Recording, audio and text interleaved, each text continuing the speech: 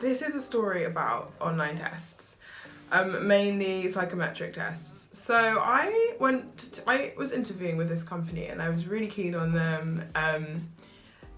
Interview went really well, and then they were like, we're going to send you some psychometric tests. And I thought, okay, that's fine.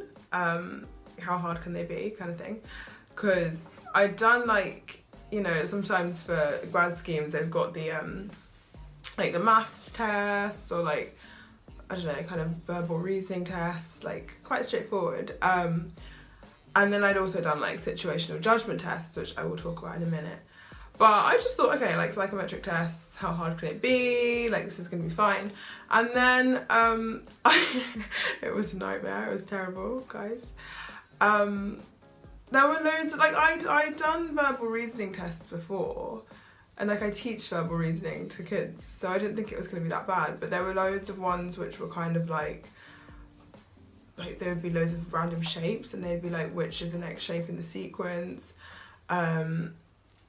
I don't know, there were certain ones that were kind of basic maths, number sequences, but a lot of them were really difficult.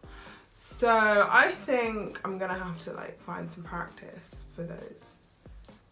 I had a really bad experience with those, so didn't get the job.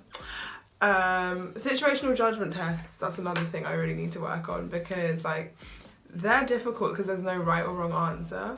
And obviously they always say on these things, answer with the first thing that pops into your head. So they'll put you in a situation that's difficult and how do you solve it?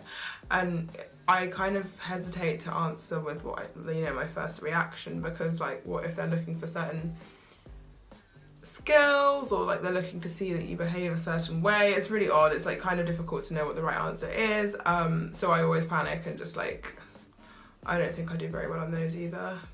I really hate having to do online tests, just in general. I way prefer just talking to a person face to face, and I think that's why I get on fine with interviews. I've never really had too much of a problem with interviews. It's always when I have to do tests, and even kind of filling out competency questions, it's fine. I would just rather tell someone face to face about my skills. But obviously in today's grad job market, there's just so many grads going after one role, so it's obviously necessary to filter people out with these online processes, but they're really, really hard, some of them.